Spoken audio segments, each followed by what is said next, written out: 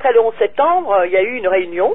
Oui. Il y a eu une réunion de tous les chefs religieux, à la fois Dalil Boubacar, le recteur de la mosquée de Paris, qui est en même temps le président du Conseil français du culte musulman. Okay. Il s'est réuni avec le rabbin, l'évêque, le pope orthodoxe, et il a dit, de toute façon, c'est absolument inqualifiable, l'islam n'a rien à voir avec ces violences, l'islam est une religion de paix et de tolérance.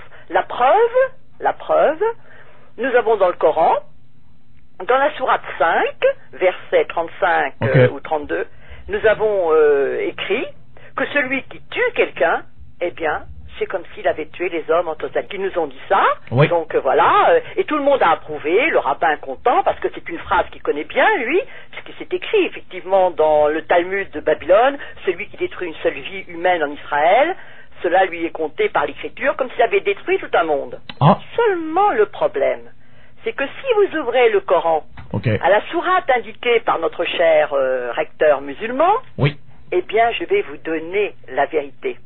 Voilà ce qui est dit exactement. Et pour ne pas que les gens vous critiquent, je vais vous le lire en arabe et le traduire exactement mot pour mot, enfin presque phrase par phrase. D'accord. Voilà ce qui est écrit d'abord en arabe. Ok. Min ajli zalika katabna ala bani Israël annahu man qatala nafsan bi ghayri nafsin aw fasadin fil ard فَكَأَنَّمَا قَتَلَ النَّاسَ جَمِيعًا. Et je vous donne la traduction. Oui. Vous allez voir combien c'est différent de la formule de la Bible. C'est pourquoi nous avons prescrit pour les enfants d'Israël. Hein? Alors, je vais même à la limite aller lentement. Min ajli zalika, c'est pourquoi, à cause de cela.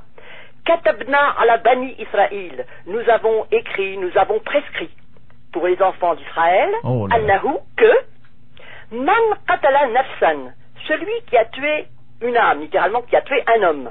Attention, j'arrive à la formule qui a été omise, le pauvre, il souffrait d'amnésie par notre recteur.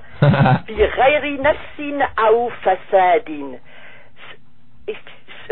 Donc celui qui a tué une personne non coupable d'un meurtre ou d'une corruption. Voilà ce qui a été oublié. Celui qui a tué quelqu'un non coupable d'un meurtre ou d'une corruption sur la terre, fil ard, faka'annama qatala nasa jami'an. C'est comme s'il avait tué tous les hommes. Alors, qu'est-ce que ça veut dire? Ça veut dire que, comme l'a très bien dit mon collègue qui a fait un livre avec moi, Joseph Bossard, le Coran, au lieu d'interdire de tuer, édicte la permission de tuer. C'est-à-dire que tout le monde ne tuez pas, sauf en droit. Et qu'est-ce que vous avez, quand avez-vous le droit de tuer? Eh bien, c'est quand vous avez vous-même tué, bon, c'est la loi du talion à ce moment-là, semer la corruption sur la terre. Qu'est-ce que ça veut dire, semer la corruption sur la terre? Oui, c'est ça. Ça veut dire critiquer le prophète ou le Coran, ça veut dire ajouter des associés à Dieu, ça veut dire être une pourriture.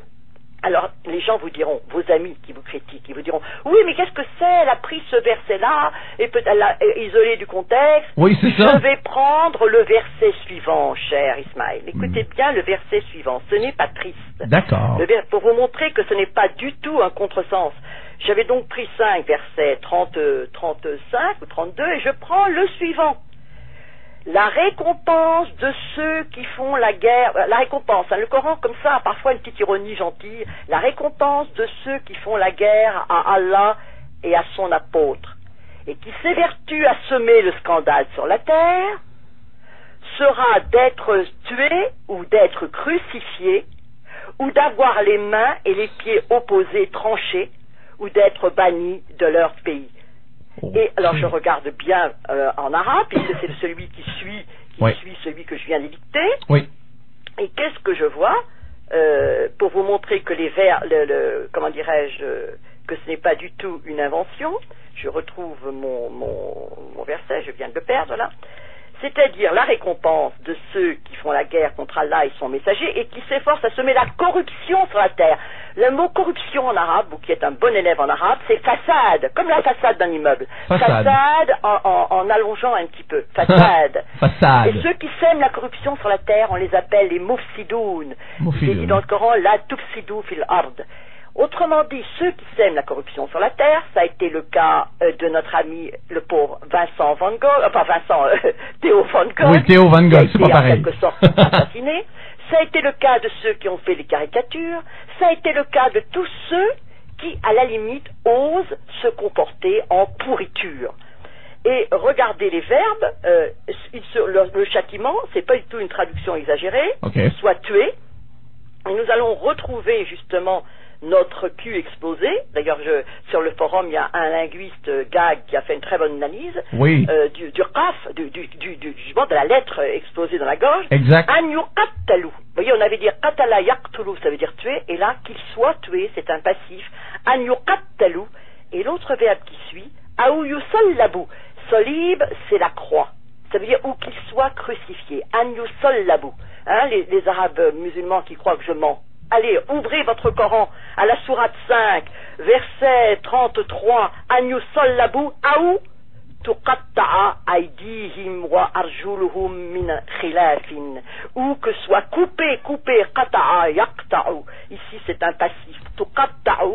Tuqatta'a ici parce qu'il y a le an. Aydihim wa arjuluhum, que leurs membres, que leurs mains et leurs jambes opposées soient coupées. C'est ce qu'on appelle l'amputation croisée.